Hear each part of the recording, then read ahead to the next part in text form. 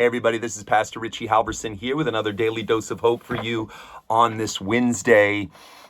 It is not by accident that after the church leaders kick the blind man out of the synagogue and Jesus goes, finds him and looks for him, that in the very next chapter, Christ declares, John 10:11, I am the good shepherd. Because you see, that's exactly what a good shepherd would do.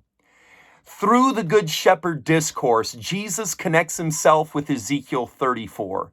Now, all the Jewish leaders would have been very familiar with Ezekiel 34 when God is really upset with his lousy shepherds. Ezekiel 34, 2 and 5 says, shepherds of Israel, who have been feeding yourselves, should not shepherds feed their sheep? And then you get to verse 5 and it says, so they were scattered because there was no shepherd, and they became food for all the wild beasts. My sheep were scattered. So it says that the sheep were scattered, the sheep have no shepherd, and the sheep are hungry and not being fed. Well, that brings my mind to a particular story in the New Testament, and that's in Mark, the 6th chapter. Jesus comes ashore. He sees the great crowd in Mark 6, 34 and 37. He sees the crowd. It says that he had compassion on them because they were like what? Sheep without a shepherd. And then in verse 36, the disciples tell Jesus, send them away so that they can go feed themselves. And I love what Jesus says to them. Verse 37, he says, no, you give them something to eat. That's your job. You're their shepherd. You feed them. And then to show them what real shepherding looks like, Jesus multiplies some bread and fish and he feeds over 5,000 of his people there on the pasture. Listen to me. Jesus is the good shepherd. In Ezekiel 34:23, God says, I will set up over them one shepherd, my servant David, and he shall feed them. He shall feed them and be their shepherd. The problem with that is David was long since dead. So who's God talking about? I mean, in the beginning of Ezekiel 34, God says he's going to be their shepherd. By the time you get to the end of Ezekiel 34, he's saying David's going to be the shepherd. So which is it, God? And the answer, really cool, is both. John 10:30, Jesus says, I and the Father are one. If you've seen me, you've seen the Father.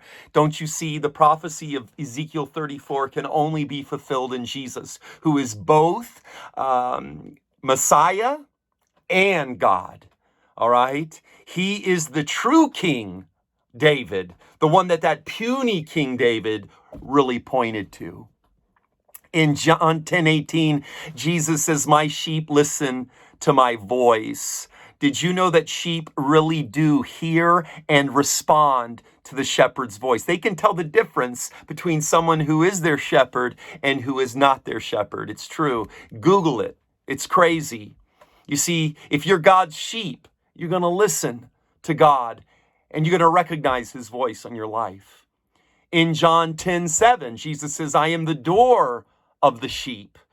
Did you know that it is a common practice for shepherds in the East to actually sleep, lay down in the door or the gate, the sheep door, to lay down there and go to sleep at night?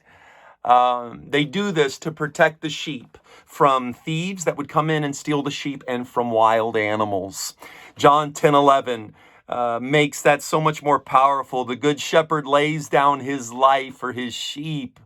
You see, a lousy shepherd doesn't really love the sheep. A lousy shepherd will desert the sheep the moment their life is at risk. But a good, true shepherd will lay down his life. He comes prepared to die for his sheep. You know what the main thing, though, that a shepherd has to protect his sheep from? It isn't the prey. It isn't the thieves. Yeah, you guessed it. It's the sheep. It's themselves. Sheep will follow each other off of a cliff. Sheep will do the same dumb thing over and over again, even if it kills them. Does that sound familiar? A good shepherd's number one job is to protect sheep from themselves. Now, if you were to hire a shepherd, okay, imagine with me for a minute, you hire a shepherd to look over your sheep. And if at the end of the day, you went up to them and they were to report to you and they tell you this, hey, I didn't lose any sheep to thieves and I didn't lose any sheep to any wolves. The only sheep that I lost were about 20. They just walked off the cliff. I yelled to them. I told them you shouldn't do that. They didn't listen to me. That's not my fault. And so we lost those. What would you do if your shepherd of your sheep told you that? I'll tell you what you would do. You would fire that terrible, terrible shepherd. Listen to me. The way some of us view salvation makes Jesus out to not be a good shepherd, but to be a terrible shepherd. Because when you hear people talk, they put all the burden of salvation on them, right? You got to stop doing this. You better stop doing that. You better start learning this. You better start learning that. You better get everything just right or else. You got to be able to stand on your own merits. You got to be able to protect yourself in the end after the close of probation. These are the people that go from being saved on Saturday to being lost again by Sunday. Let me tell you right now, you need to fire your terrible shepherd. I know when people start talking like that Jesus isn't really their shepherd. They are their shepherd, and they're putting all the burden of their salvation on themselves. Friends, Jesus is called the good shepherd, not a lousy shepherd. And that's why he says in John 10:28, no one will snatch them out of my hand. Now, before you get worried, I am not suggesting once saved, always saved. I'm telling you, though, that it's much harder to be lost when you are under the blood of Christ than you realize. It's not that Jesus, is going to take away your freedom of choice. You're going to have that. I'm just saying that Jesus is not going to let you go without a fight. He's not going to let you just wander off. You see, a bad shepherd, it's hard to be saved and it's easy to be lost. A good shepherd, it's hard to be lost and it's much easier to be saved. When you ask Christ to be your shepherd, when you gave him permission to be Savior and Lord of your life, he is committed to saving you even from yourself. He's not just going to save you from the devil. He's not just going to save you from hell. He's not just going to save you from the demons. He's not just going to save you from people who would hurt you. He's also going to protect you from the one who does the most harm to you, and that's you. Man, you've got a good shepherd.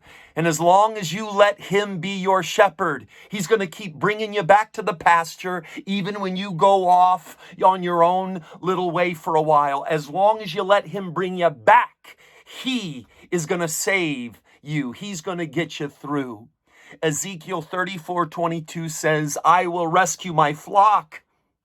It says that they shall no longer be prey. Don't you see, friends?